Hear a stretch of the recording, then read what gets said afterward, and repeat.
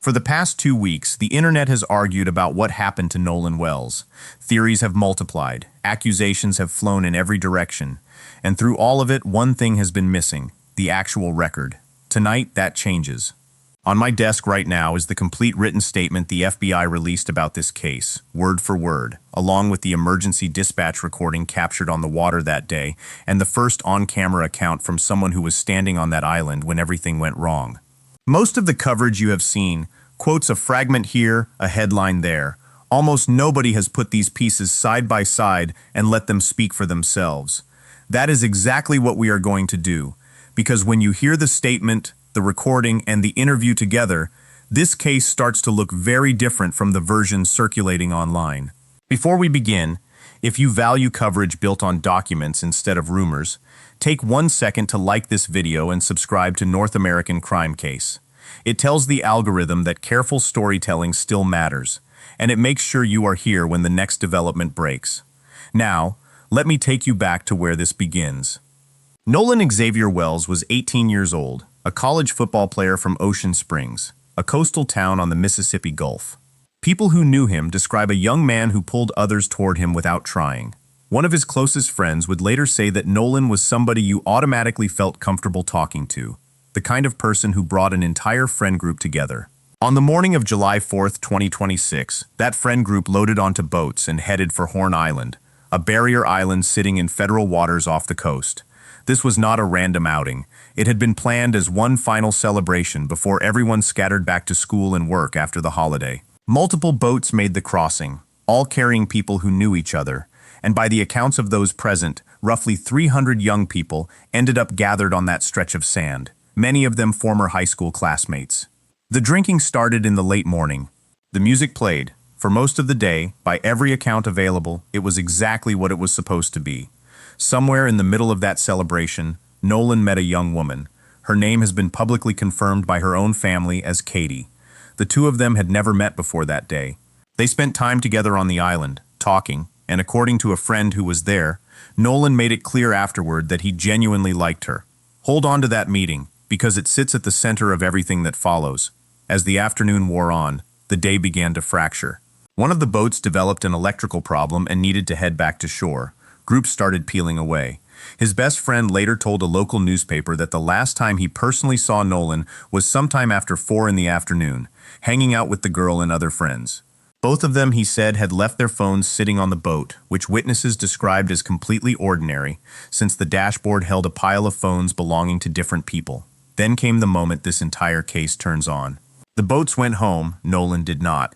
That night, his mother, Christine Wansley, received a phone call from her son's friends telling her that Nolan was missing.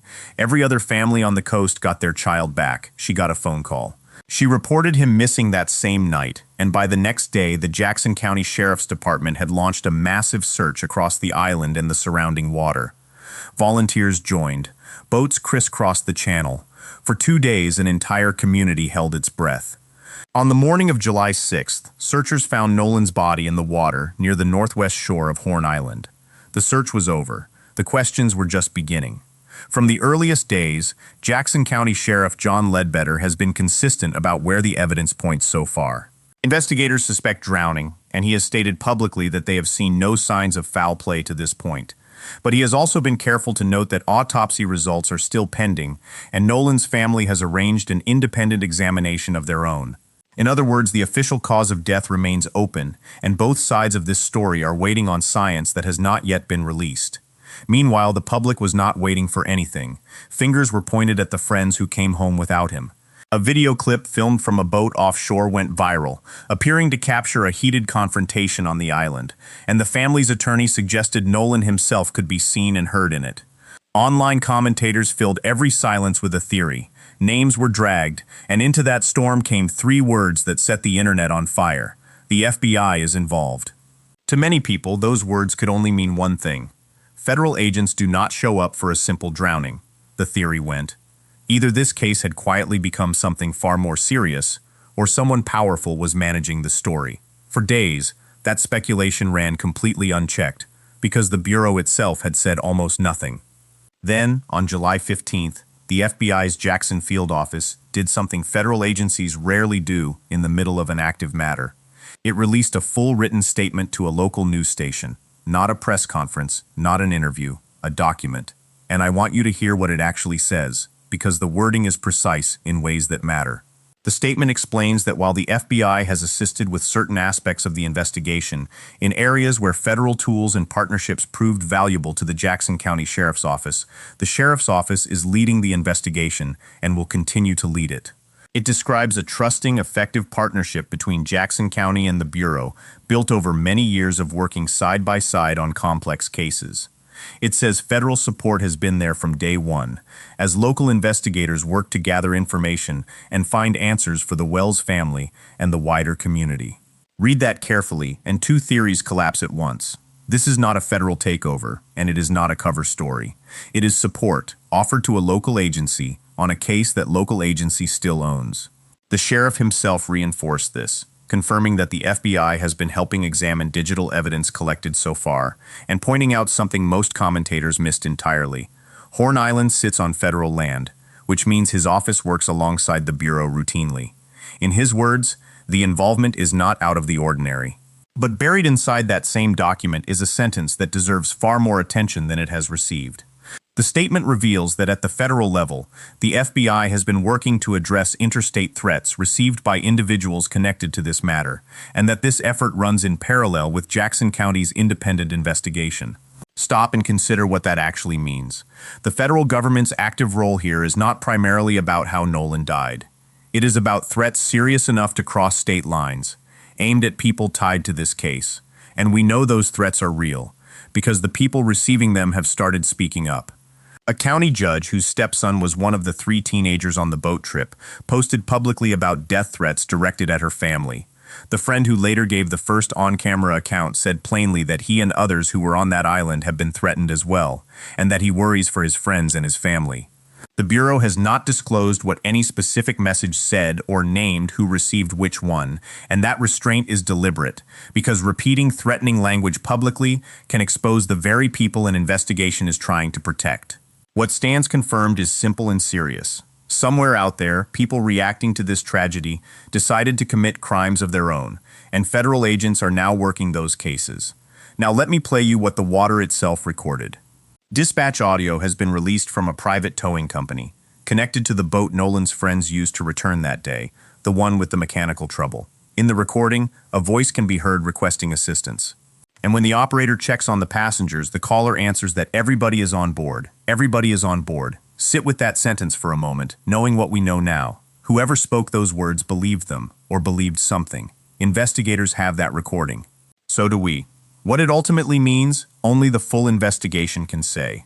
Which brings us to the voice this story had been missing. On July 13th, one of Nolan's closest friends, a young man named Trayston Shepard, went on national morning television and broke his silence. He said, "We did no wrong here, and we don't understand how we're getting so much hate behind it. We all cared and loved Nolan, and nobody wanted to see Nolan die. Nobody wanted to see his life be taken so short." He addressed the viral confrontation video directly, and his claim was startling. That's the video I'm referring to. That's me yelling. The voice heard shouting in that clip, he said, is his own, not Nolan's, and Nolan does not appear in the footage at all. According to Shepard, the altercation involved a stranger who started a fight with him, and it had nothing to do with a phone. He also answered the question everyone had been asking, why Nolan was not on a boat home, by explaining that his friend chose to stay behind on the island with the young woman he had just met, because he liked her that much. That's me yelling. They met that day, and it was kind of one of those things. It did come off that day that he really did like her, but that was the only time they'd ever hung out, was at Horn Island on July 4th. I think everybody needs to let the investigation continue and let the facts be shown. It is a clean explanation. It is also, as of tonight, only one account given by one person in a case the sheriff has confirmed involves interviews with all 3 friends from that boat and evidence still under review. His story deserves to be heard exactly as he told it. It does not yet deserve to be called settled. Because here is what I have not told you yet. Katie, the young woman at the heart of that explanation, has now communicated directly with Nolan's mother. And according to Christine Wansley herself, what Katie describes does not match what she has been hearing from other people. There is a specific detail inside Katie's account, a single distinction about those final minutes on the beach, that quietly changes the shape of this entire timeline, and it is not the contradiction the internet thinks it is. It is stranger than that. In part 2, I will walk you through her account piece by piece, alongside the discrepancies the family says they cannot explain, a wardrobe detail that does not line up with the police report, and a phone that went silent a full day before anyone realized something was wrong. The documents are on the table. The recordings exist. The accounts are on the record.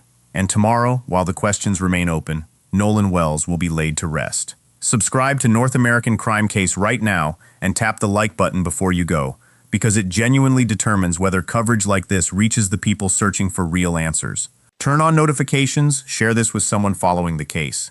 I told you there was a single detail hiding inside Katie's account. One distinction about Nolan Wells' final minutes on that beach that quietly reshapes this entire timeline.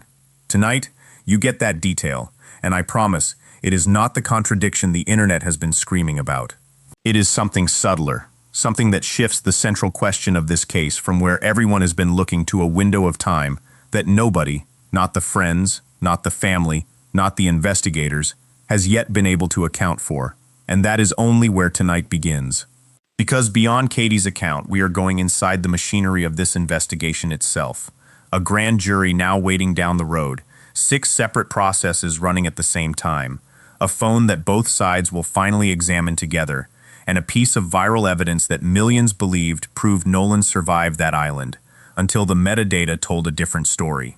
If this kind of document-driven coverage is what you came for, do me one favor before we start. Hit the like button and subscribe to North American Crime Case, so these updates reach you the moment they are ready. Let us start with Katie. For the first week of this case, everything attributed to the young woman Nolan met on Horn Island arrived through other people. Her mother, Gracie McCormack, confirmed on Facebook that her daughter had indeed spent time with Nolan that day, that she had been in contact with his family, and that she had no knowledge of what happened after the two parted ways. Helpful, but second-hand. Then came the shift. Christine Wansley, Nolan's mother, revealed that Katie had communicated with her directly. And Christine's reaction was blunt. She described the exchange as brief, saying Katie characterized the encounter with her son as essentially a hello and goodbye situation, and Christine responded that this was not matching what she was hearing from other people. She called it one more example of the inconsistencies surrounding her son's death. Now here is the detail I promised you. According to the accounts that have emerged, Katie has been consistent from the start about one specific thing.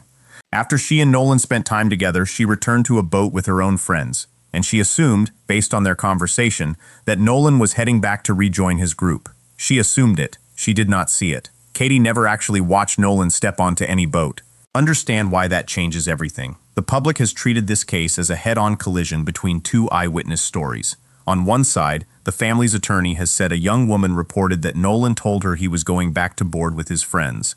On the other side, those friends have said Nolan told them he was staying behind because of her, and that they departed around 4:30 in the afternoon after their vessel began taking on water. Two versions, seemingly irreconcilable. But if Katie never witnessed what Nolan did after their conversation ended, then her account is not an eyewitness rebuttal at all. It is a report of his stated intention, and an intention and an outcome are two different things.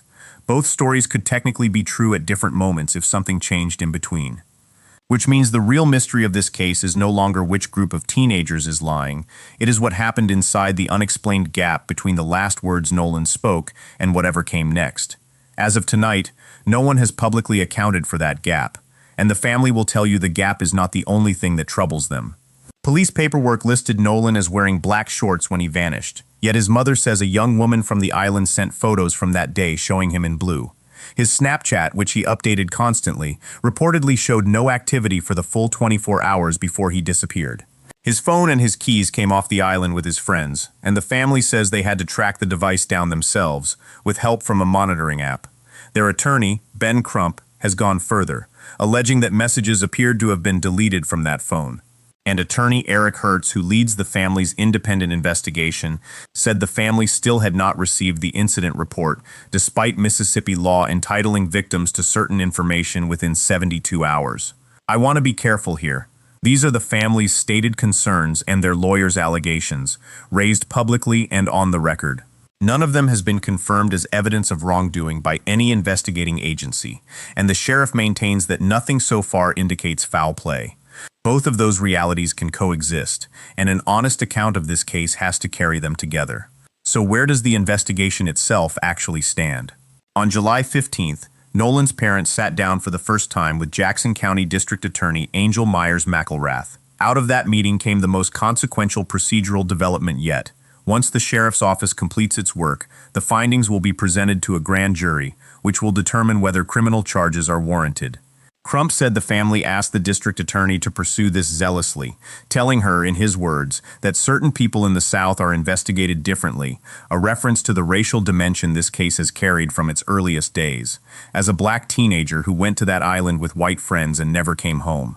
Those are his words and his framing, and they explain why national civil rights figures have stood beside this family from the beginning. A grand jury referral sounds dramatic, and headlines have treated it that way. But precision matters. Authorities have not concluded that any foul play occurred. A grand jury in a case like this considers the facts an investigation produces and makes its determination from there. The referral is a doorway, not a verdict, and the honest test is not the announcement itself, but what a grand jury eventually does with whatever evidence actually arrives. And the amount of machinery generating that evidence is easy to underestimate. Count the separate tracks running right now. The Jackson County Sheriff's Office investigation, still the lead. The district attorney's grand jury pathway. The family's independent inquiry, which Hertz says includes seasoned investigators. The state autopsy, still pending. The family's own independent autopsy, also unfinished. And now a sixth, a mutual, side-by-side inspection of Nolan's phone, which both legal teams have agreed to conduct, so that prosecutors and the family's experts see the same data at the same moment, with nothing filtered through the other side. Crump summarized the arrangement simply, saying everyone will be able to see at the same time what the cell phone holds. Each of these tracks moves on its own clock with its own standards. A development in one does not automatically mean anything for the others, and keeping them separate in your mind is the single best defense against the confusion this case generates weekly. Which brings us to the misinformation, because this case has produced a genuinely instructive example of how false certainty spreads. A week after Nolan's body was recovered, a photograph exploded across social media, showing him smiling in a crowd at a pool party. It had been posted to Instagram on July 5th. Thousands concluded the obvious. If the picture went up on the 5th, Nolan must have made it off Horn Island alive, and everything official was therefore a lie. Rolling Stone investigated. The magazine reviewed metadata from the image and from similar photos taken the same night, and Trayston Shepard, Nolan's close friend, confirmed the truth. The picture was captured on June 27th, nearly 2 minutes before midnight, at a party a full week before the island trip. It was simply posted later as part of a casual photo dump, and then deleted once rumors began swirling. The theory that captivated millions collapsed against a timestamp. Shepard called watching that misinformation spread heartbreaking, saying it has been difficult to grieve his friend while false theories go viral around him. Hold on to the lesson, because it applies to every future headline in this case. In the vacuum left by 2 unfinished autopsies, confident claims will always travel faster than confirmed facts, and the only reliable question is where a detail actually came from. Now, everything I have described tonight, the accounts, the allegations, the machinery, converges on a single morning. Today, Monday, July 20th, Nolan Wells is being laid to rest at Centerpoint Church in Ocean Springs, with visitation from 9 to 11 and the service immediately after. Reverend Al Sharpton is officiating and delivering the eulogy. Ben Crump is delivering what the family calls a call to justice. Tyler Perry covered the expenses. The family had reportedly considered the Mississippi Coast Coliseum before choosing the church instead. And Christine has been explicit about the tone she wants. Her son, she said, was a bright light and a sensitive soul who would never want people sitting around crying, so the family intends to celebrate him instead. It is worth pausing on who is actually being buried beneath all this national attention. Nolan Xavier Wells would have turned 19 next month. He played wide receiver at Southwest Mississippi Community College and dreamed of climbing to a top Division I program. His coach remembered a kid who never met a stranger, the kind of player who would appear at his office door just to sit and talk. That is the person at the center of the file folders and the press conferences, a teenager 1 month short of his next birthday, with a route tree memorized and a future mapped out. Think about the collision happening inside that church. A family that has spent 16 days fighting publicly for answers must now grieve in front of the same nation that has been debating their son's final hours. Nearly every institution touching this story is being tested simultaneously. A federal agency compelled to explain itself in writing. A young woman transformed into a central witness in a story she never asked to join. Households living under the shadow of threats serious enough for federal attention. And two parents burying their child while a grand jury waits somewhere ahead. Two autopsies sit unfinished. A jointly inspected phone holds whatever it holds, and an unexplained window of time on a barrier island refuses to close. 2 weeks ago, this case ran on anonymous claims and context-free clips. This week, it runs on documents, direct accounts, and defined processes.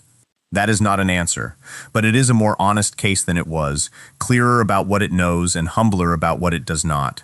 I will be following every one of these threads: the autopsy results, the phone inspection, the grand jury, and whatever the coming days reveal, and I will bring them to you only once they are verified. If you want to be here when the answers finally land, subscribe to North American Crime Case right now, tap the like button so this reaches others searching for straight coverage, and turn on notifications.